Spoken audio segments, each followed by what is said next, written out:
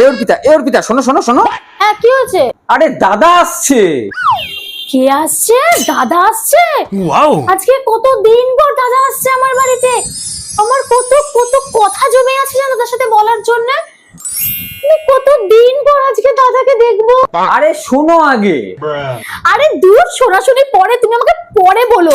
তুমি আগে রাজ বাজারে যাও, ঠিক আছে?